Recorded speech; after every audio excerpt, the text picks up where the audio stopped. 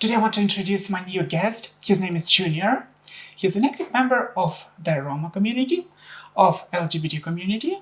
He's an advocate and also a professional dancer.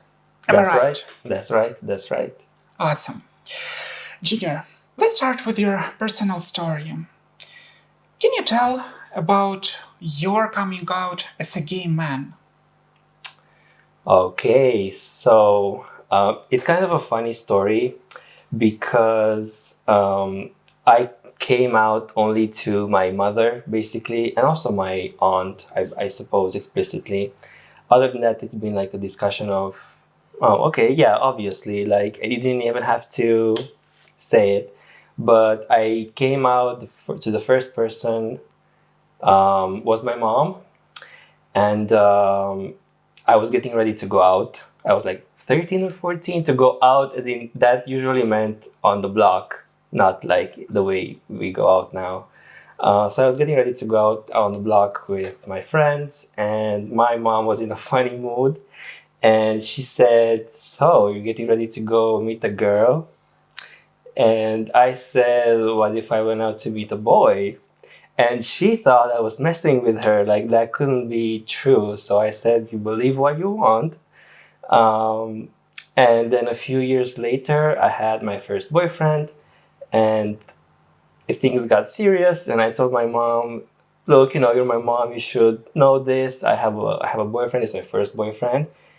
And her jaw was on the floor because she thought I was kidding this whole time. So she was like, "Wait a minute, you were serious about this? You weren't kidding?" And I said, "Yeah." And she wasn't necessarily happy, but not upset either. She was sort of like in between, not knowing how to deal with it. And what about your friends? How did they perceive your coming out? Very positively. The first friend I told was my first friend right around that period.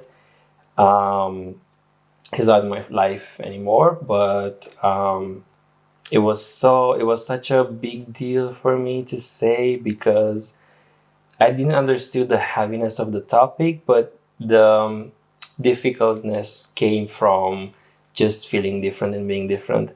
So when I told him, I was shaking and just so nervous, and his reaction was like, again, that that was the whole like scary situation about, and he was just so supportive.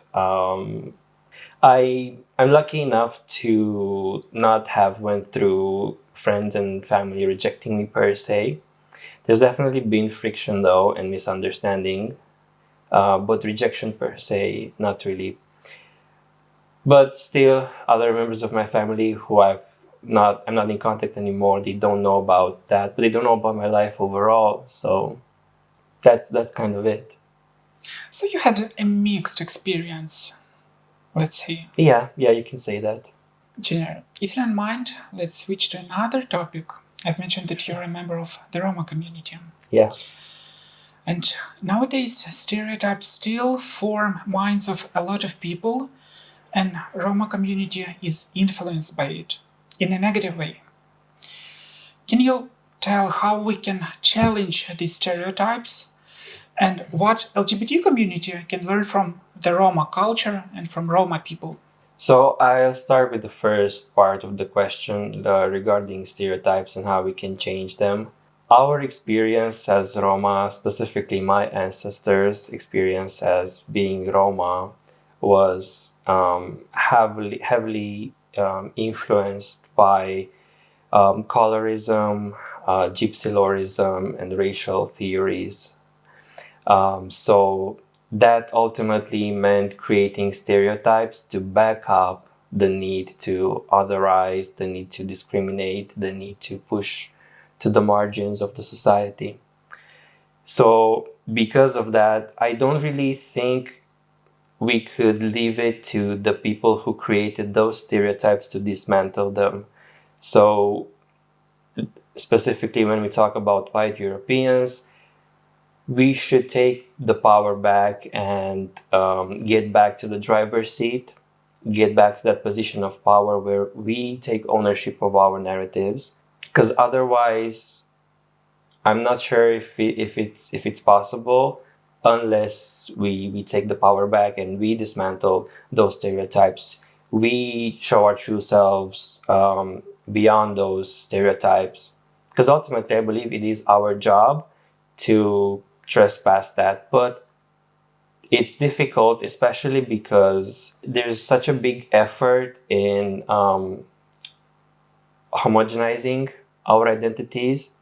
So when we talk about Roma identity, it's still overwritten by the gypsy lorism, by the colorism, and there's still a lot of instances where maybe the more vulnerable in our communities identify with that. But I would still argue that's still a survival mechanism that was left from our ancestors, and I wouldn't put it on the backs of our community necessarily. But to conclude, yeah, I believe it is our responsibility as Roma to dismantle those oppression techniques, including stereotypes, and to just let our identities be what they are, regardless of the boxes that we're trying to be fit into. And can you tell more to our audience about the struggles that Roma community face now? Oh boy, where should I start? So if we were to talk about present day struggles, I'm not sure it would always be enough because context matters and the origin story matters as well. So I'm gonna try to make a little journey out of it. So one of the main struggles today is when it comes to social injustices. Another one is police brutality, institutionalized racism. Without the proper context, these could seem that they just so happen because of our behaviors, speaking of stereotypes. So if we talk about, for instance, institutionalized racism, it's no coincidence that it's still happening to this day because we have to take it all the way back to the formation of racial theories, which is basically pseudoscience to put races within a hierarchy from a social point of view. And based on that racial theory, where humans are divided into races, Roma and Black folks as well are at the bottom of that social pyramid. And those stereotypes come in hand to justify that, the Roma that's a theft, the witch, the fortune teller, the wild free nomad that has to be chained because otherwise they wouldn't know how to behave.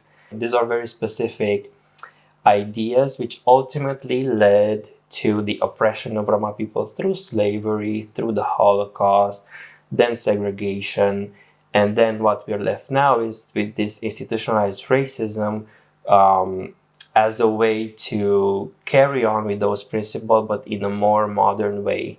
We sometimes think that racism is you're Roma, so I believe you're inferior. But it's actually a bit more insidious than that. Every time you grab your bag when a Roma person passes by you, or every time you believe that a Roma woman would be uneducated because she's a Roma woman, that's also racism. Refusing to use anti-discriminatory language, i.e. Tsigan or Gypsy, is also racism. So there are a lot of forms that are part of this social injustice, institutionalized racism, and police brutality. Besides that, there's also a big problem with evictions and housing. That's pretty much it in big lines. In your reports, I see a lot of similarities in dehumanizing the Roma community and also LGBT people. Yeah. What both communities can learn from each other? So what can LGBTQ plus folks learn from Roma people is the fact that resistance takes many forms. One form of resistance is respecting the elders through passing down generationally cultural practices, various additional methods of resistance, teachings, stories, and stuff like that. So I say that because we often see nowadays a tendency to disregard what the elders did for our LGBTQ plus community. But they were really in the first line and they really fought big time for us. So what I see in the Roma community is a bit more respect towards the elders because of the way they pass down knowledge and culture. Now, I'm not saying obey. It's a very big difference. I'm not saying you have to obey the elders, but there are very positive aspects with passing down culture generationally that we should not forget about from the elders. And vice versa. What can Roma people learn from LGBTQ plus folks? I believe that being more vocal, visible, and unapologetic. I'm really inspired by a lot of members within the LGBTQ plus community because of the way they show up and they refuse to stay invisible. So they protest, they don't shut up, they take up the space, right? So I believe that could be something we could do more as Roma, right? But of course, we have to be mindful about privileges, right? Sometimes you don't really care that much about being vocal when your necessities aren't being met. But yeah, overall, I believe these two. I'm so glad that you mentioned elder people and our ancestors. And I remember your public talk when we met the first time during the Pride Month this year. You mentioned Marsha P. Johnson and the Stone Wall. Yeah. I guess it's so important to remember such events in our history. Maybe the first thing we have to remember, both as Roma people and as queer folks, is Naomi, which is a trans Roma artist, which is part of our Romanian history at this point. So I believe her legacy and her memory should be honored forever. She was really a pioneer. Now, sometimes people will discredit her because her work didn't look like Marsha's work, for instance. But we have to remember that it doesn't have to look like anything, really. I believe that's the true notion of being queer. Not staying within lines, not respecting any patterns, just being unapologetically you. And she was vocal and present and unapologetic, and she claimed her space, rightfully so. So I believe the first thing to do is to remember her existence because she's unfortunately no longer with us. And in addition to remembering her existence is remembering the wrongdoings that were made to her, from mocking to appropriation, harmful interpretations in the media of her.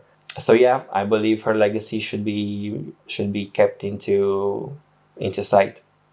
I guess we should leave a link in the description under this video about Naomi.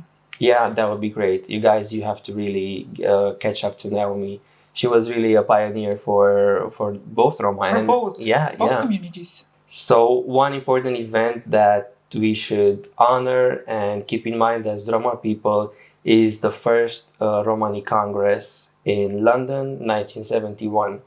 It is for the first time that we met transnationally, and we adopted our flag, our anthem, the word Roma instead of Gypsy or Tigan. It's a solid example for what happens when we come together and we are solidary across nations, across genders. We meet and we just pinpoint what needs to happen. So we declare it as such.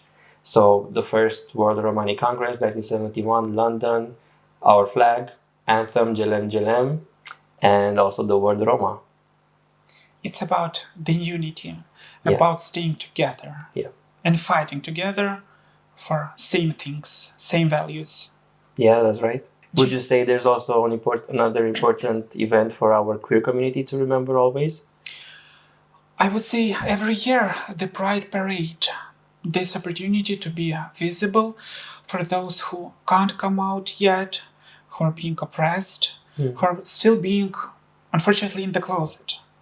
And every single year we have this event where every person despite whether they're a member or an ally or just curious. They can come and they can learn more about us. I agree. Junior, from your perspective, how the LGBT community is perceived within Roma culture? That's an important question, especially the way it was enunciated. And I would like to start answering that by saying that one size does not fit all. So we really have to keep that in mind when we talk about Roma people, sexual minorities, any type of minorities. And that is the reason is to dismantle this narrative that we're all the same, that we're this other group that do not touch, do not try to understand. So yeah, one size does not fit all is very important in this situation. So my answer is kind of like, if you talk about the elders within maybe more marginalized communities, there will be a tendency of traditionalism, conservatism, that implies queer phobia. The reason is, although we come from a Hindu background, as we migrated towards Europe, other religious practices started to fusion with Hinduism. That implied also adopting certain beliefs when it comes to queer people. If you were to speak with the youth, maybe they will be much more open, although not in an out way, because there are a lot of aspects to take into account when it comes to talking about your sexuality. Because of the way Christianity was inserted within our religious practices, sometimes it can be a bit more unsafe or challenging to be your true self, if that makes sense. Because as we came to Europe, as my ancestors came to Europe, and Christianity was fusioned within the already existing practices coming from a Hindu background, we didn't assimilate it in a way that was helpful for us in any way. That's also tied with the slavery period.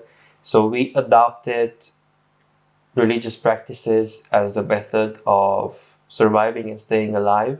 So that meant ultimately maybe not questioning it that much. So there's a lot of rejection, there's a lot of feeling unsafe, assessing if it's valid or not when it comes to your identity, thinking that if you remain on a heteronormative pattern, you will be safer. So there's a lot of desire within the Roma youth to explore more, but there's also this sentiment of, I'm already Roma, I'm also going to be queer, you know. It's a bit more nuanced, but I've seen both instances, both traditional Roma or even radical Roma. So I believe that we should talk about those practices that keep us back, but not without understanding where they come from, because otherwise it's just friction. Have you noticed any changes for the better in the past years? For who specifically? For the LGBT community, how LGBT community is perceived among Roma people? Yeah, and I think that's due to exposure. Visibility. Yeah. I think more and more contact happens now, even online, because of the way social media just gained space. So I believe there's much more exposure, and it's not that taboo anymore. But there's still the sentiment of the unknown that's scaring Roma youth for being more unapologetic. Things are certainly a bit better, but there's still a lot of work to be done. I see for Roma queer people it's harder in terms of entering the second marginalized community of the LGBT. You're being born as, unfortunately now, marginalized people. Yeah. And queer Roma people are entering the second community, and it's much harder. Junior, when we met during the Pride Month event, we had a brief chat with you. Yes. And you've mentioned this phrase, I'm also passing. Yeah. Can you tell me more? What is passing for you? Yeah. And how is it passing as a gay Roma man? What does it mean? All right. So something I would like to mention first of all, maybe for people to understand more about me, my knowledge, my position. I don't really have an academic background, formal studies, reading many books. My knowledge is acquired in a community type of way where I join the spaces and I learn as much as I can. And loving the ballroom culture and doing voguing has exposed me to a way of existing and a way of being that's very intersectional and radical at the same time. So I learned about passing, first of all, through the experience of trans Black women. And because ballroom implies a binary to some extent and then twisting it. There were a lot of conversations when it comes to who's passing, who's not, what that means for the community, how can you instrumentalize that for the benefit of the community. So then I looked more into it and I started to analyze the fact that in some ways I'm passing as well. I am white passing. So you couldn't necessarily clock me as a Roma man unless I talk about it. So for me, that's what passing, specifically white passing, means, not being to recognize that I am of Roma identity. Um, I would like to say I'm passing as maybe not queer also, but I don't know if that's a safe thing to say. So whatever. But I would like to think I'm passing from a heteronormative point of view sometimes, but maybe not that much, but whatever. But white passing, I know I am because sometimes Roma people don't even believe me that I am Roma. So I think, and I want to turn the camera around at some point and ask you after I finish about the trans experience when it comes to passing. From my experience, there's sometimes people with an ego when it comes to passing. They feel some sort of power because they're passing and they try to put other people down. Me, I couldn't necessarily blame that because I always come from a surviving point of view. So passing was a method of surviving. You had to fit the narrative to stay alive if you could. For sure, there's people in our communities who don't have that privilege of passing. And whether people should pass or not, that's an entirely different conversation and it's valid, right? People shouldn't subscribe to any notion that they don't want to subscribe. But me, what I try to do with the fact that I'm passing is use it in a way that's empowering. Because I pass, that means I have different type of access to spaces. People don't look at me at the same way they will look at a visible Roma person in a more traditional way, maybe. So passing for me is a tool of empowerment, and sometimes I use it to try to make a positive change, maybe. It's also, I'm not sure if I may be using the word correctly, but for me it also causes some sort of body dysphoria, maybe. Maybe it's not even a body dysphoria, but what I'm trying to say is that colorism is a phenomenon that happens even within Roma community. So based on the shade of your skin, you are seen even by Roma people less or more Roma. Again, can I blame that? Not really, because I know that there's so many instances where people try to erase our identity. So whenever we find something intrinsically Roma, even stereotypically Roma, we hold on to it because it's our thing, right? I cannot blame it, but at the same time, has to be more education, more effort, more coming together, more understanding about this. So I'm curious to know now, does this apply for trans people as well? I will gladly answer this question. Specifically for me, passing, I remember you mentioned the word tool. Exactly. It's a tool. It's a tool of communicating with other people. For example, among my friends who are cisgender, heterosexual, all of them are aware of LGBT community and our issues. It's not necessary that I'm coming out to them. most of them, they don't know that I'm a trans woman. Mm. But I'm always talking about this, that I'm a psychologist. I work with LGBT people, with gays, lesbians, trans people, and they have a lot of struggles. Mm-hmm. I'm talking about acceptance. I'm educating them.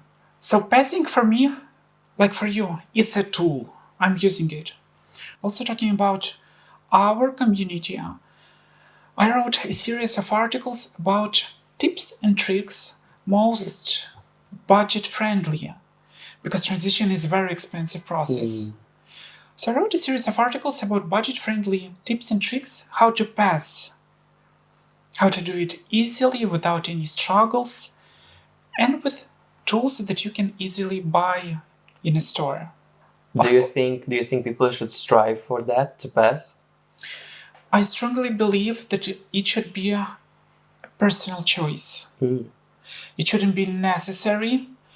Yes, passing, it makes life easier. Unfortunately, for some people, it's harder. For some, it's easier. There are a lot of factors. First of all, genetics. The second, finances. Also, our background, age, our culture, life circumstances. A lot of people have responsibilities for their families, for their kids, and they can't invest that amount of time that is necessary to achieve passing. Meanwhile, I understand these struggles. I know how it hurts.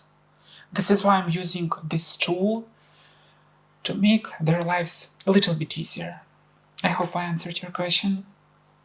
Yeah, and what I'm realizing now is that the mechanism may be the same, but the way it manifests is a bit different for Roma versus trans people. I guess yes, but there are still a lot of similarities. Yeah. Do you think there's an expectation socially for trans people to pass? To fit the binary? Unfortunately, yes. Yeah. And even among our community. Unfortunately. Yeah, that's true. Even for us as Roma people, there is a social expectation for us to pass as Europeans, as Romanians, but sometimes I don't really understand what that means specifically. Maybe for trans, when it comes to trans people, the notion of binarity is more common, to try to fit into either or not fit to either of those. But when it comes to passing for us, there's this notion of subscribing to a superior life experience of European homogeneity, where you let go of your cultural traits, your body expression. Is it the same for trans people? I would say for trans people it's a bit different, because passing for us, it involves a lot of work. Okay. It involves a lot of physical pain, a lot of financial investments. Only a small minority of trans people can do it easily just by taking hormone replacement therapy or surgeries. But besides that, we have voice training, we have manners, gestures, how we carry ourselves. Right. It's a lot of work and practice. And I strongly believe that if a trans person have this goal in their mind, they can do it. But they need some educational materials or some example. This is why in my articles I always mention this: ask for critique from a friend, not from a stranger. Yeah. So it will come with love, with desire to help you. For example, my fiancée, she's the best friend, the best supporter and helper. I always ask her, "Girl, how do I look in this outfit? How's my makeup?" And she is being pretty straightforward. I'm so grateful for that. I really hope every single trans person will have such a person in their life. It makes life so much easier. Yes, it involves a certain degree of humility. You should be ready to accept criticism, but at the same time, we should assume that trans women, I'm talking specifically about trans women now, we were born in male bodies, we were socialized as men, we used to behave in a certain way. we match these social expectations, how we were taught to. Conditioning. Yes. And after making the decision to start transitioning, we should relearn everything. So it involves a lot of hard work. Got you. Makes sense. Junior, how do you balance passing with being visible? Oh, okay. Okay, so let me take you back a bit to my teenage years. I didn't even understand, or I didn't even understand that I am Roma. I didn't know that I am Roma. I come from a multiracial or multi-ethnic family background, and my identity was something that was swept under the rug, not talked about, dismissed, and there were even racist tendencies within my family.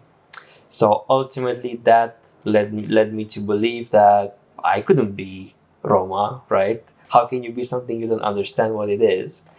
Um, so I was not acknowledging that and lived a passing life, basically.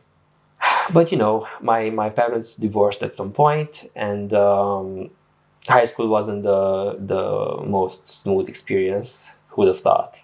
And because of that, it pushed me even further from understanding who I am. But I'm a strong believer that there are certain aha moments or certain conscious breakdowns that happen when you are ready for them to happen. So my identity awareness came, I would say, like maybe 2 or 3 years ago, kind of late in life, because I just didn't put the dots together that I would be Roma too, and what that means to me. Do I claim it? Do I reject it? For a long time, it felt like a stain on my existence to overcompensate for. But there was an awakening moment a few years ago when I started exploring it and see what it meant. And it came, not passing anymore came as an idea, and being more visible came as an idea, what that would be like, And I tried it for the first time, and, saying that I'm Roma too, seeing how it felt in a safe environment, and it felt right. It felt really right. And, then I kind of felt like there was a green light for me to try to explore it more. So I became more vocal about me being of Romani origins. In some ways, I guess it's sort of like a coming out story too, but from a racial point of view. Talking about it, it may seem a bit unfair, I know, because not all people have that kind of luxury to choose if they own their Romani identity or not. But it's, my story, and as we talked about at the Pride event last month, I do believe that talking about things in a direct way is the best way to dismantle pre-constructed notions about us, So while it is a story of privilege, it certainly came with specific traumas that led me to ultimately reject, in some ways, in the first place, my Roma identity. So me being more vocal and visible became a compensation for the fact that I used my passing in a way that was beneficial only to me. And of course, sure, you can say we don't owe anyone anything, but I don't necessarily agree with that. I think that first of all, we owe each other decency and humanity. So yeah, it's my story, but like I said, I always try to be mindful of other people in our communities and not flex my story in any way. So yeah, I used my passing and did not say anything about me being Roma, but that's just because I didn't really understand anything about it. And what I knew was only the stereotypes, and I didn't want to be that. I didn't know I could be more than that, I'm also fortunate enough to have the ballroom experience and the ballroom community to show me that my identity is not the image of who I have to be, if it makes sense. I can be whoever I want, regardless of those preconceived projections of us. And that made me feel so empowered and say, yeah, I am Roma, but I decide what that means, you know? So right now I'm trying to be as visible as possible and use my passing as a tool. So do I use them both? I guess one could say that, but in a way that's empowering. I hope so. Junior, let's switch to another more sad subject about Oh, great. about politics. Okay, let's go. Now we see a rise of anti-LGBTQ Yeah. plus rhetoric. Yeah. Specifically on the last elections in Romania, the right-wing candidate almost won. He was strongly against LGBT. Yeah. Why do you think we see this backlash nowadays? Why? Why is it? Yes, why is it so popular? Yeah, so our previous elections, both the presidential elections and the parliamentary elections, were super intense because there was a high rise of far right politicians. And that's no coincidence. Neoliberalism can do that for you. People are, desperate for money, for surviving. Is it sad that a lot of people fall in the trap of fascism? Yeah, that's super sad. But at the same time, I wouldn't call them dumb because they're very specific needs. People need money to survive. And why, there's a lot of backlash for the LGBTQ community, I would go and say that it's the colonialist model. Find the minorities, use them, instrumentalize them for people to believe they're the enemy while we exploit everyone. So there is similarity when it comes to racialized groups and queer people as well. It's the same old story, divide and conquer. I don't believe the majority of people hate LGBTQ plus community that much. I believe it's just an easy scapegoat. It's an easy narrative.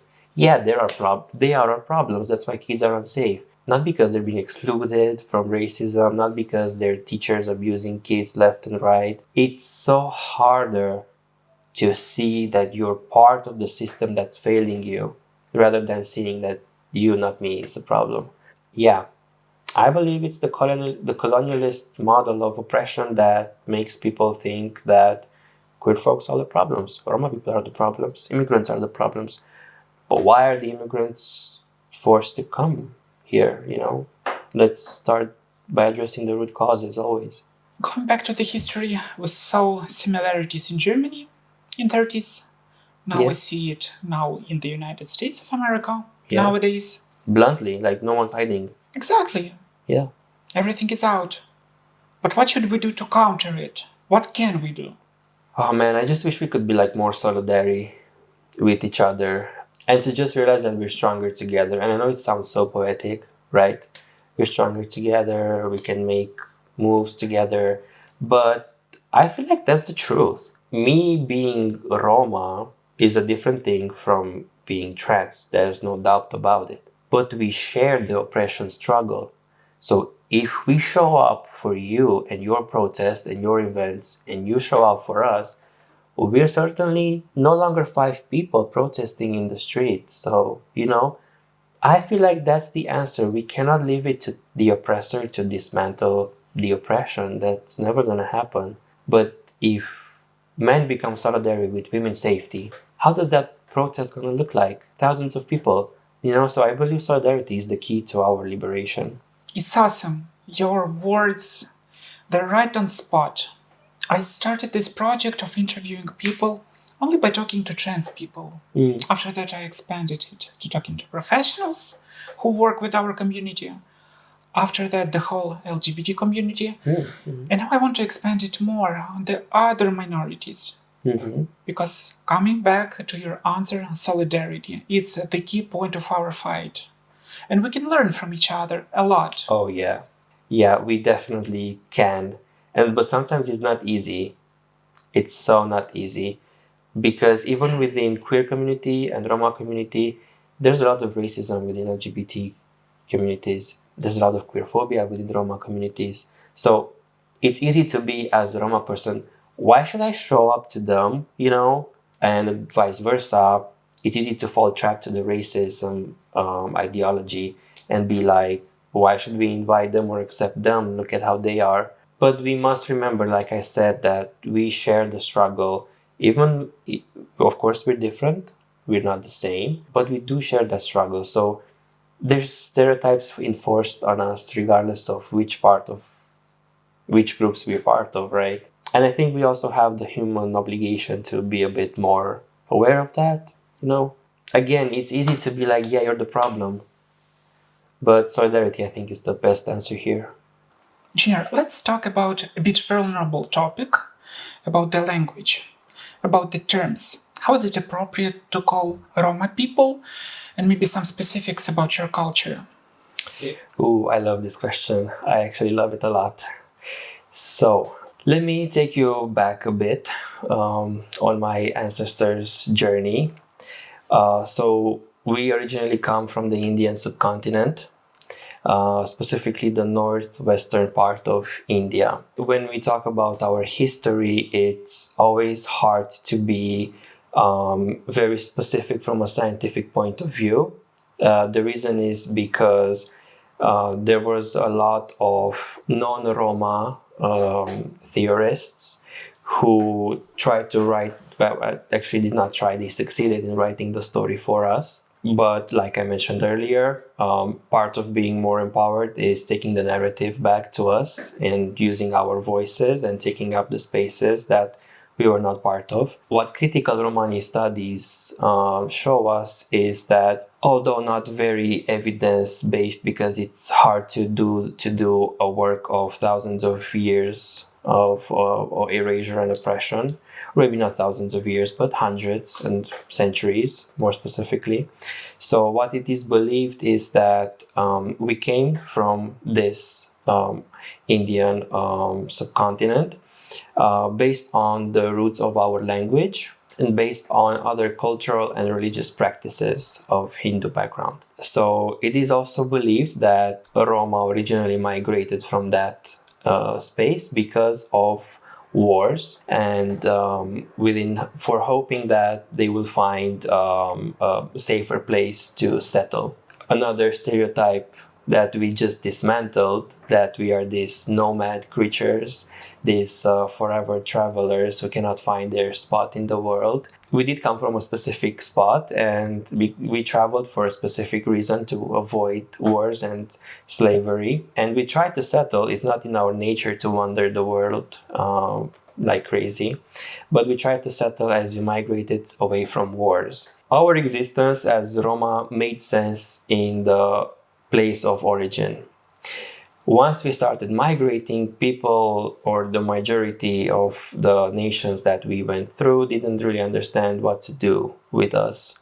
So when we reached the Byzantine Empire, people perceived us as Egyptians. Before, they perceived us as Egyptians based on our skin color and similarities of practices. There was also this identification once we reached the Greek space of Atinganos.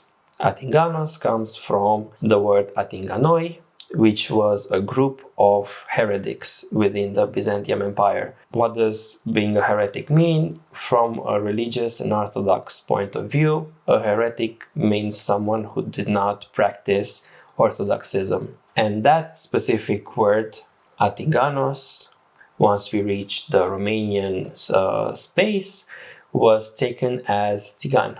And basically what it means is not to be touched. That's the meaning of the word. That wasn't enough. The exact date when we reached the Romanian space is not exactly known. The first documentation of our existence in the Romanian land was in the 14th centuries, but we were already mentioned as slaves. So we don't really know when we got in the Romanian lands, but we know that when we were mentioned, we were already mentioned as slaves. So besides the not to be touched meaning, there's also the meaning of slave. So people also tried from an institutional point of view to erase the exact meaning and override it with Roma identity. So Roma in our language simply means human. It can be Roma, man, or Romnia, women. The word Tsigan or doesn't even exist in the Romani language, Romani Chib. But as we know, when people migrate, when peoples migrate, they borrow words from other languages into their own language. So it also became part of our vocabulary inevitably. So what this tells us is in whichever way we use either the word Tsigan or gypsy, they are two separate words. Gypsy, going back to what I just said, comes from Egyptian, the perceived notion that we were Egyptians. And Tsigan, going back to the fact that we were identified as Atinganoi, not to be touched, and slaves. So they are different words.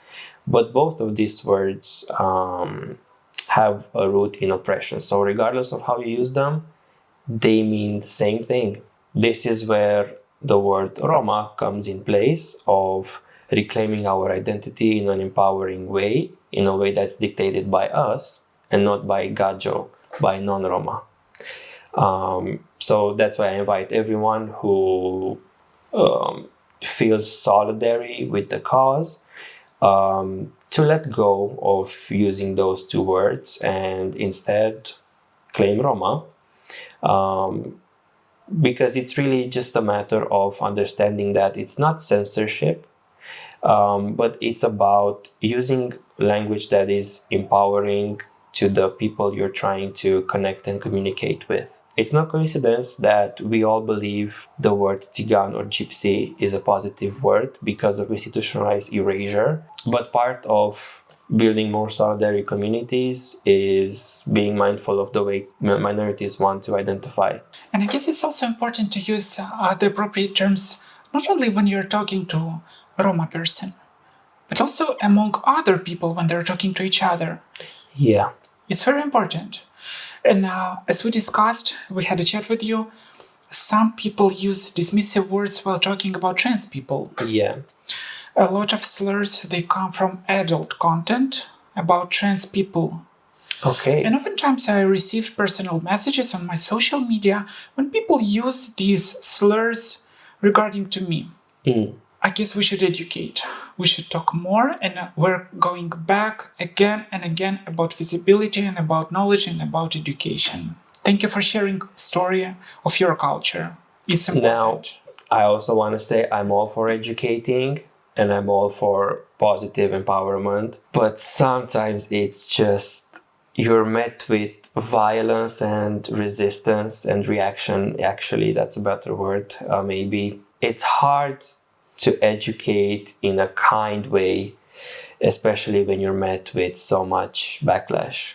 I do believe in kindness, but I just think it's unfair to expect to be educated with kindness when you're constantly dismissing the people you request education from, and for free. Do you believe that all people are ready to be educated? Sometimes I think it's hard to let go of our own narratives, because then what? We should care about those people who wish to be educated, but that doesn't mean not standing our ground. That doesn't mean backing down. That doesn't mean agreeing with the oppressor. So, yeah, I feel like it's smart to focus on people who wish to be part of the movement. But I'm not gonna just sit there and let you use racist language or homophobic language. Yeah, I'm not gonna educate you if you don't want to. I'm also subject to education myself.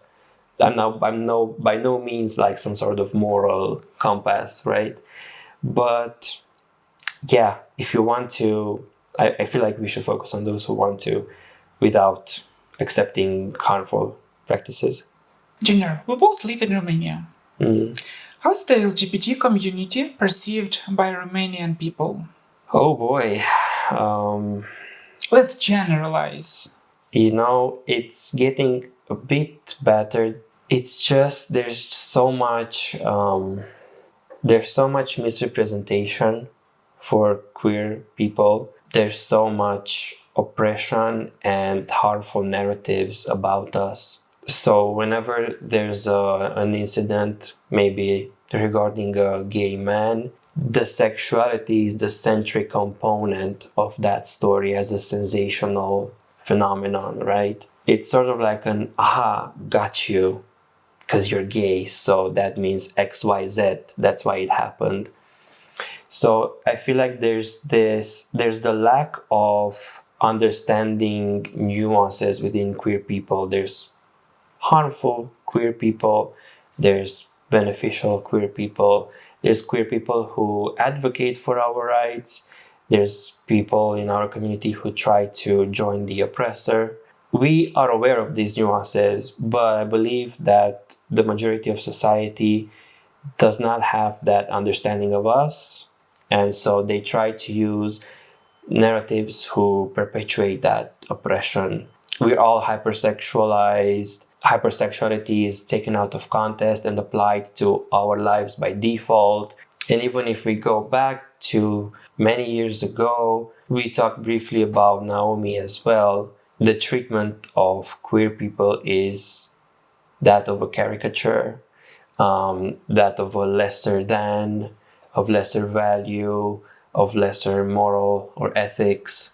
And on top of that, besides media representation, there's also the cultural representation, where we know the story. Straight people, even gay people in our community, feel entitled to play the trans experience on stage, on film. So I think there's levels to it. First of all, the media representation, which is misrepresenting us, contributing to oppression, contributing to a sentiment of otherness. And at the same time, there's the cultural aspect of oppression, where our stories are not ours to play, are not ours to tell. And that's also a fight that's ongoing, and we witness it on and on and on, with singers appropriating even Roma culture, with straight men portraying trans women, or straight women portraying lesbians. So there's a lot of work to be done in these two aspects, from a social point of view and from a cultural point of view. And people often think that the cultural aspect is not important. But what we know is that art shapes the way we see each other and the way we interact with each other. And it's no coincidence that the Gypsy Lorist theory had such a huge scale. So art is not just, this elitist experience. It's actually a tool that shapes reality. So these are the two main problems that I see right now, from a media representation and from a cultural experience and access for minorities. Recently, I had an interview with a lawyer from United States, Jessie McGrath. She is licensed to work in the Supreme Court. Okay, work. And she said, wonderful phrase, yes, we have bad apples in our community. And she's so right. And also she mentioned, like in every single other community. Yeah. Our gender and sexual identities, they don't form us as a person. We're much more than that. Much more. For example, I'm a psychologist, also I'm a parent, and I can talk also about these subjects. Mm-hmm. Not only about me being a trans person, like you being a queer person, but you can also talk about dancing, about law, about history, about culture, about Roma people, a lot of subjects. And this is what makes you a person, not only your sexual identity. But society dismisses that, and as you said, if anything happens, they will mention, oh, a gay man did that, and that. They will dismiss your experience or someone else's from within our community. Yeah, I totally agree with you that we are so much more than the factors that we're born with, for instance, when it comes to sexual identity or me being Roma. But I think we also have to admit that our existence is political. Yes. It's very much political. Yes. So we can't really escape that. I know I've heard people in our communities talk about they don't do politics, they don't get involved, they don't want to deal with that. I think that's a privileged thing to say. our existence is political whether we like it or not. You know, what we have access to is dependent on these constructs such as race or gender. We can't really escape the fact that our existence is political, but I feel like a positive thing to insert here is what you said, that we're just so much more complex than that, and we should reclaim all of our parts. And going back to the subject, what is your personal opinion? How Romanian society perceives gay, lesbian, and bisexual people compared to transgender people? Are there any differences? Yeah, there are definitely differences. One answer I can think about right now is based on, I'm inevitably coming back to privilege. There is different privilege within our communities. I may be queer and Roma, I'm still a man. That holds a privilege even when it comes to a trans person. So because I am a man, even though I'm Roma and gay, I will not be having the same level or the same experience, let's not hierarchize it, to, for instance, maybe a trans folk. That means that what we see is a more harmful treatment of trans people from a society point of view, a lot more invalidation, a lot more erasure, friction, people refusing to see trans people as valid. So I cannot sit here in front of you and be like, yeah, we're all oppressed. We're all oppressed, not in the same way, for sure. I believe even though there are, bad fruits in our communities, I don't think we should leave anyone behind, really. That's just not fair from a moral point of view, because otherwise we just duplicating the oppressor experience. So is it harder for trans folks in our communities? Yeah, that's not deniable. Even harder for trans women of color. They're trans, they're women, they're of color. So ultimately, even if we add other layers such as disability or neurodivergence, oh boy, you can deny the level of oppression. But that's what I think drives the differences between the way we're portraitized.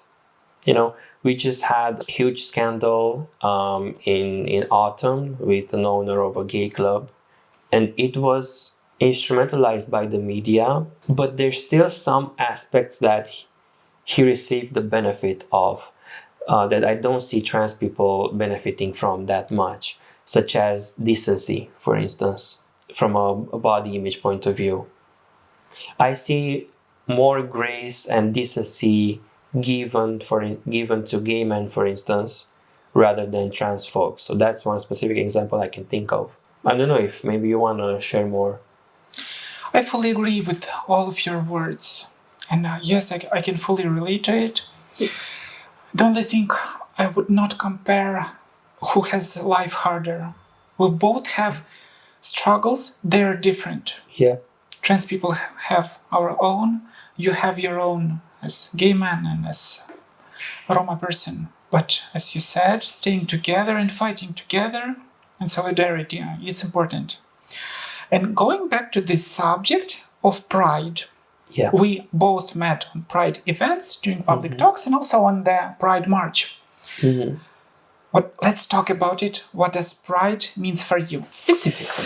Oh boy, I think I'm gonna piss some people off, but that's me. That's my thought, and I'm staying true to what I believe.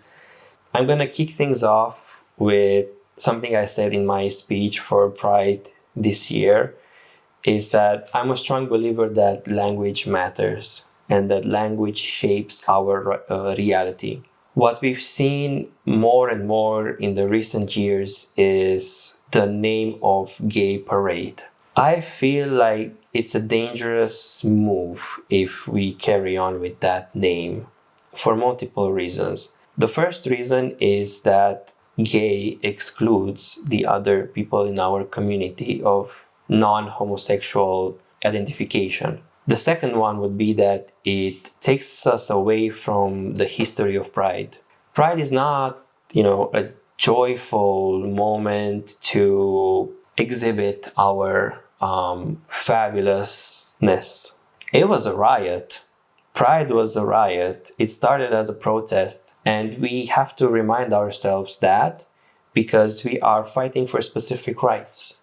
We are fighting for our existence within an environment who denies our fundamental rights. I'm big on queer joy, and I love our eccentricity, and I strive, whenever there's just so much joy in our events. But I feel like it's not fair to forget that political aspect and just call it a gay parade. Since you've mentioned fighting for our rights, let's mention these rights. What are we fighting for? Because sometimes I see that people forget about it. For many of them, it's just a show. Something eccentric to show off, to wear colorful makeup and colorful clothes. But it's much more than that. Yep. Let's talk about it. Okay, so I'm gonna name a few and join me on the list. So first of all is the civil partnership. And I know this is a hot topic because there are a lot of folks in our community who are like, why would I want to get married? I don't care about that heteronormative aspect. But it's not about getting married. It's about having the option of having a civil partnership with your significant other. Whether you do it or not, that's not the point. It's about having the option as the rest of the society. So, like I mentioned earlier, not leaving anyone behind, the right for everyone to express it. It's not about doing it, but having the option to do it. So civil partnership is a big one. The right to inheritance is also a big one, because queer partnerships are not recognized under the law.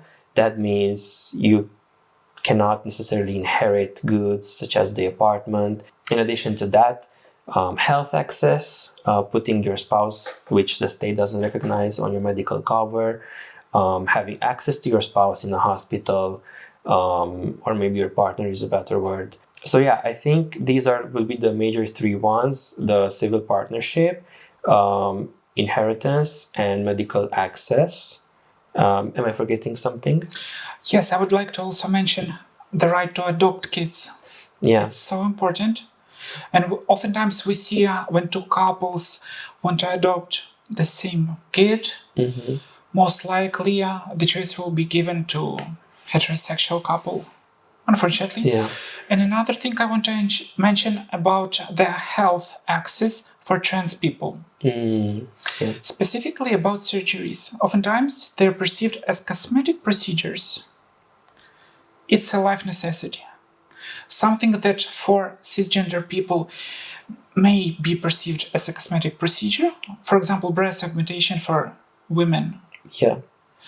But we dismiss this experience of gender dysphoria for trans people and also body dysphoria for women, for cisgender women. Sometimes it's not a cosmetic procedure, it's a necessity.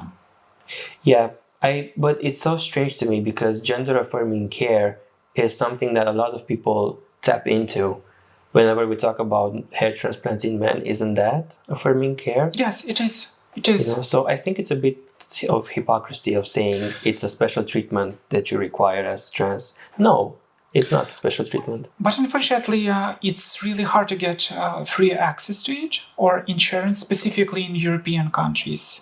Okay. Most countries don't cover it. Or so you have to pay out of pocket. Out of pocket, like in my case.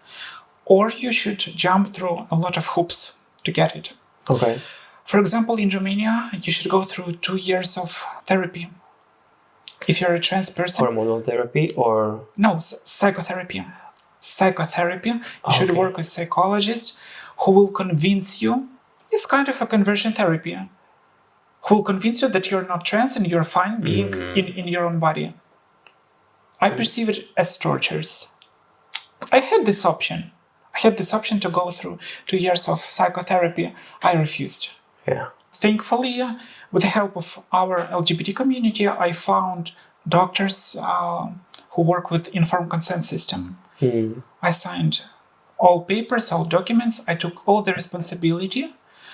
And now, I'm going privately. Okay. So the public healthcare system requires this psychotherapy. Yes, at least 2 years of psychotherapy. Okay. Just to get access. And the hormone replacement therapy is not fully covered. Also, waiting lists for gender-affirming surgery is ridiculously long. For example, I'm talking specifically about European Union. In Netherlands, you should wait for 3 years at least for the sex reassignment surgery. In Germany, 2 years. In Romania, I read somewhere approximately 4 years. Okay. For Wow. the surgery. It's body dysphoria, specifically genital dysphoria. It impacts our lives. It's a necessity. I agree with you 100%. Let's go back to the pride topic. Okay. Oftentimes, when we Google something related to Pride March, to Pride Month, the first link we see, it contains, let's say, inappropriate images. Okay. They are either over-sexualized or Pride participants dressed too explicitly. And most likely society sees these pictures and they perceive that the whole LGBT community is like that. What is your take on such participants and what can we do about it? And should we do anything? I see why it's easy to take it out of context and to sort of like vilify queer people who express their sexuality. So what I like to do is to always go back to the root when I'm analyzing something. The queer liberation movement started as a method for us to reclaim what was so shameful about us, our sexuality.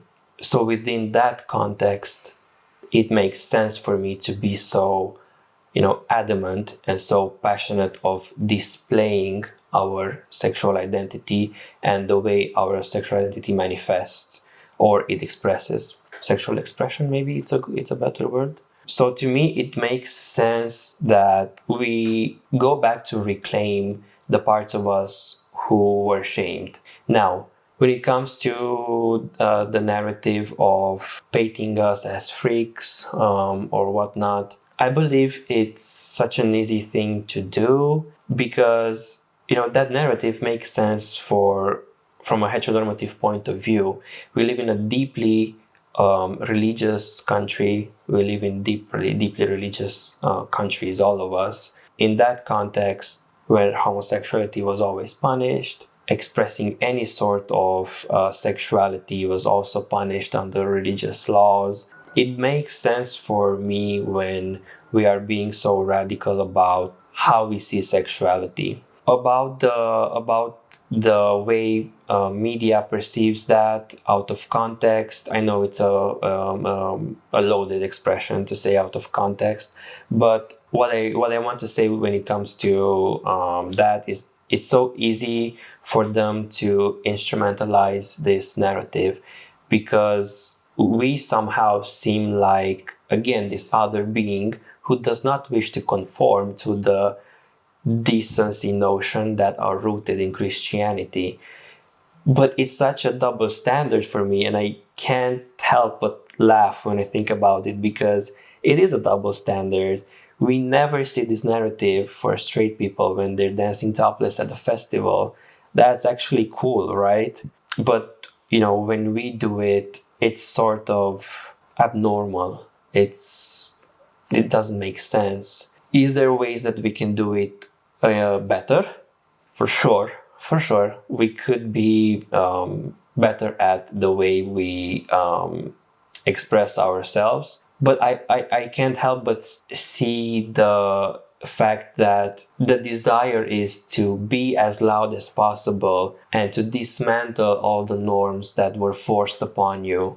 So I don't think it's that fair to hold a narrative that we are simply freaks. We're not freaks, but rather we come from a point of reclaiming our bodies, reclaiming our identities, reclaiming our existence. So that's the first thing I'm thinking about. And then that's the second thing is the double standard.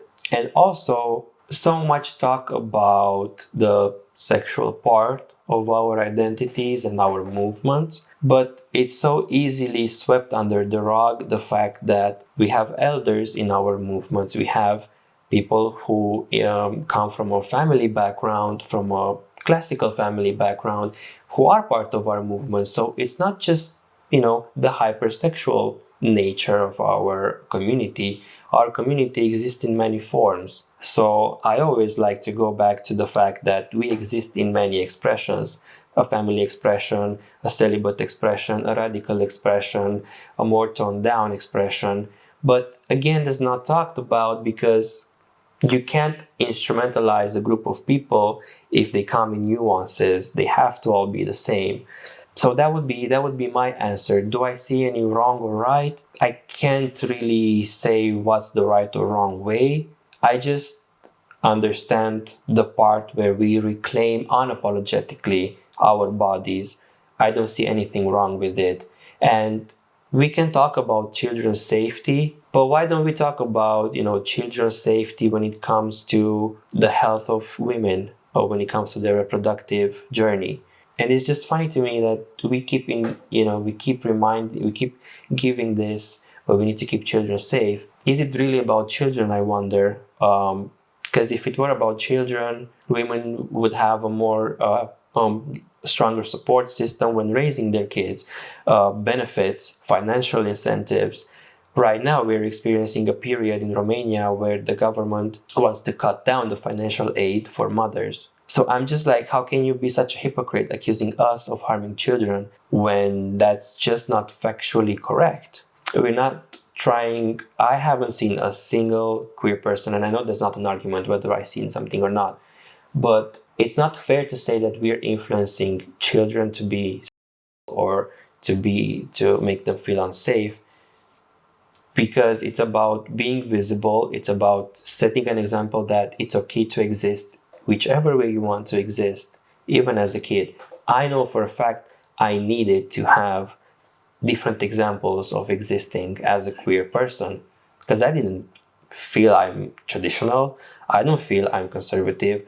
I don't find safety in being heteronormative, even as a queer man. Yeah, these are just my thoughts about it. I feel like it's just so convenient to go back to stereotyping and instrumentalizing without nuances and to invoke these arguments of children's safety and women's safety. But we're not really talking about women's safety here, unfortunately, the way we should talk about.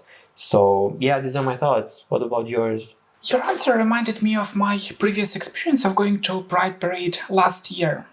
I took my older son, back then he was 8 years old, and I made a short video. I posted it online on social media and I received a lot of comments. They were blaming me of bringing a child on such event. Oh, That it's inappropriate. okay. I replied only to single one of them, to the first one, because there was no reason to repeat myself. I said that I educate my child. I show him that men can love men, women can love women, trans people exist. We can be beautiful, we can be professional, we can be kind, we can be decent human beings, regardless of whom we love and how we love, how we identify. This was my way of educating, not just sitting on the sofa and telling him, son, such people exist. No, I took his hand and I showed him how it looks in reality. Joining the space. It doesn't mean that he automatically became gay or trans. No, he will make this choice later in his life if it's required for him. And he will choice to come out or to... Yes, and he will always know that he has a parent to whom he can come out without any judgment, without any prejudice, and that he has a community who will support him if anything happens. This was my experience of my first Pride with my kid. I feel like the youth needs that a lot. The youth needs to know they have a place to exist whichever way they want. And I'm not sure, maybe you can say, was it that hard for your child to understand the fact that men can love other men or that trans people exist? Because there's this argument like, how can someone explain because it's so out of touch or so difficult? Is it that difficult? It was the shortest and the easiest talk about sexual or gender identity, Okay. specifically with kids. Yeah. My coming out lasted for a couple of minutes. I made this story. I Yeah. explained to my older son how hormones work and why his father, back then, is supposed to take them. I gave him this analogy that you can represent me and fantasize that I'm a car who has a diesel engine. And for the whole life, I was running on gasoline. Oh. And now I found a way to find diesel. I will become a faster car. I will function better, and I will feel much better. He understood it like this immediately. No Yep. other questions. It does make sense. To me, it makes sense. Yeah. And for the kid, they don't have this prejudice. They are clear in their mind. But the society, it impacts a lot. Culture, unfortunately, religion, specifically this sphere of our life that has to support and not give any prejudice, to accept everyone. Unfortunately, we see another tendency, oftentimes. Mm-hmm. Let's move to another question. Sure. You also mentioned it about LGBT community. Okay. I am biased. I'm a trans woman, but I want to ask you as a gay man, can LGBTQ plus exist without T, without trans people? We oftentimes hear this rhetoric now. I'm not gonna be kind this time. That's just disrespectful, honestly. It's just disrespectful. Trans women of color were the pioneers of the queer liberation movement. We just can't repay them like that. It's just disrespectful to think that trans people don't have a place in the queer community. That was my bitch slap, if some of you believe that, unfortunately. On the other hand, the human part of me understands the logic, not the behavior, but the logic. Because the oppressor will make you believe, again, that the enemy is your neighbor. So if we could just be us, gay, lesbian, bisexual people, and live normally, heteronormative, we would be safe. But history proves us on and on that oppression never stops at a specific group. So if you're not coming from an empathetic point of view towards trans people, come from a logical point of view and realize you're not special, you will be next. So we already see that happening already, especially in the United States. But it's just like such a fantasy for deeply conservative gay men to believe that they're better than other queer people. And I'm just kind of feel sorry because it's a perfectly crafted lie. It's a perfectly crafted lie, but it's just not fair at the end of the day. It's just not fair. I guess it's logic, as you said, but we always should keep this phrase in mind, and then they will come to others. Yep. To gay, to lesbian, bisexual, and then to other minorities. And let me tell you something. You may think you're playing the heteronormative role, and you may think they accept you, but you're still that, whatever slur you want to use to them. So you won't be picked.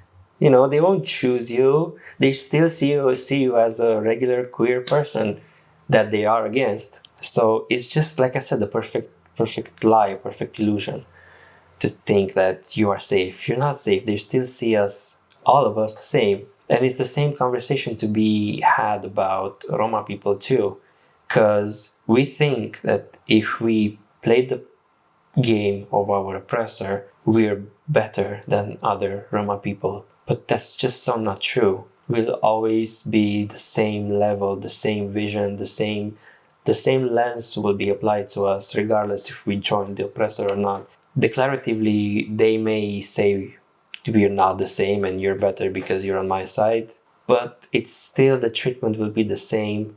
And once a law is passed, it will affect you regardless if they told you you're safe or not. Because we know that law, especially far-right laws, have a way of giving you so much free hand that it doesn't really stop at the people they're targeting. We saw that in UK recently with the trans women and the access to public bathrooms, where they can now search whoever is female presenting, regardless if they're trans or not. So I think we really have to be careful when we talk about finding the black sheep within our communities, because that's never gonna work, because these laws are not meant to one single person. They're not meant to strive. Yeah. They're meant to divide and separate us. Junior, and the last question, the one that I ask every single guest, about hope. Oh, okay. Do we have any hope for our community? And what should we do for this hope to become reality? Listen, I'm a hopeless romantic. Okay. So I don't always know what answer to give. I try to be hopeful and say, we're stronger together. We should fight for what we want. Of course, we're going to do it. Let's just show up for each other and just be there and join the spaces and do it. Do that protest, join that event, be there for each other, and we're going to do great. But at the same time, it's just so frightening sometimes. And it makes you feel so vulnerable and frightened and scared. And it's so easy to lose the hope. So am I hopeful? Always. I'm always hopeful, but I'm not always so sure. So I lose my faith, to say so, sometimes when it comes to our missions. But that's the best part, is that we can always go back to our communities for support. And sometimes it's not about winning that battle. I feel like it's just about resisting together through it, not letting go of ourselves. So I think that's my short answer. What I can see from my perspective, even despite that sometimes you don't have hope, you give this hope to others. I remember the eyes of the audience when you were talking to them during Pride events. Oh. You gave hope to other people. You think so? And I hope our interview will give hope to other minorities, to Roma people, to LGBT community, and to everyone who will see this interview. Yeah, I truly hope so. I mean, I would never claim myself as an example or as a model to anyone. I want to be perfectly imperfect. I don't strive to be this example of activist or this, entity and whatnot. I want to be human. I want to be perfectly imperfect. If I happen to inspire someone, I'm so grateful for it.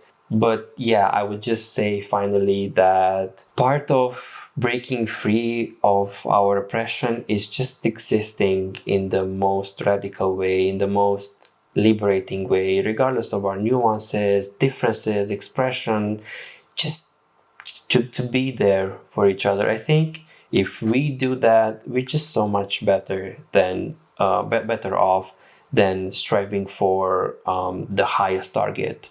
Like, we can work towards maybe civil partnership, but I feel like taking small wins is also something that give us so much hope. Like, joining an event is just as simple as joining an event in all of us in a high number. And we look around us and, okay, we're not 5 people anymore. That's just such a great feeling. It's so true. Thank you so much for sharing your experience, your story, and your wisdom. Thank you so much. Thank you as well. Thank you. And see you soon. See you soon. See you.